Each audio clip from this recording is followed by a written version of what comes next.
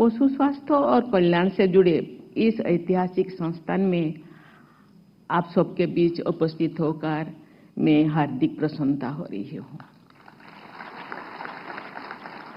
मैं इस संस्थान से जुड़ी सभी पूर्व एवं वर्तमान शिक्षकों और शोधकर्ताओं को पशु चिकित्सा अनुसंधान में योगदान देने के लिए सराहना करती हूँ।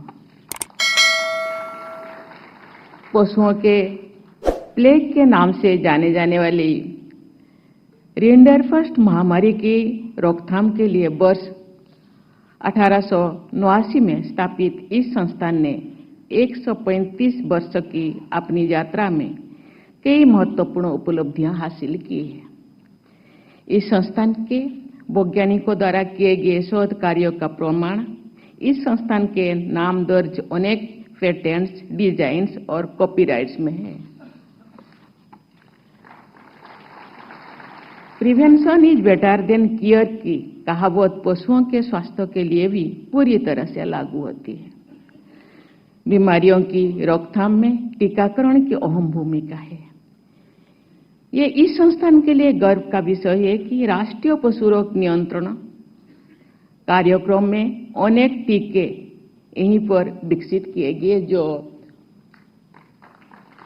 मुख्यमंत्री ने हम सबके सामने बातों को रखा।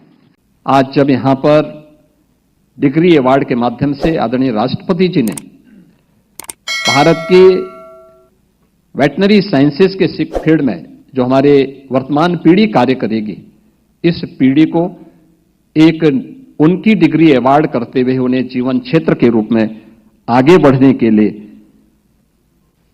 एक नई प्रेरणा दी है। और यह प्रेरणा हम सब के लिए एक नया अवसर होगा। नया अवसर भी इस बात को लेकर के होगा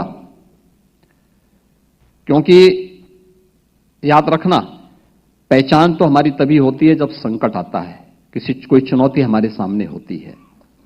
हम किस मजबूती से उस चुनौती का सामना कर पा रहे हैं, यह उस चुनौती के सामने हमारे द्वारा दिए जाने वाले परफॉर्मेंस पर निर्भर करती है। और इसके लिए श्रद्धेय अटल जी ने एक बात कही थी कि आदमी को चाहिए कि वो जूझे, परिस्थितियों से लड़े, एक स्वप्न टूटे तो दूसरा गढ़े। एक पांव धरती पर रखकर ही बावन भगवान ने आकाश पाताल को जीता था। धरती ही धारण करती है, कोई इस पर भार न बने, मिथ्या अभिमान से न तने। और मुझे लगता है यह अवसर आप सभी डिग्री धारण करने वाले और यहां पे जिन्हें डिग्री अवार्ड हुई है, उन सभी छात्र छात्राओं के लिए उनके जीवन का एक महत्वपूर्ण पल है। उनके भावकों का सपना साकार हो रहा है, उनके मित्रों का सपना साकार हो रहा है।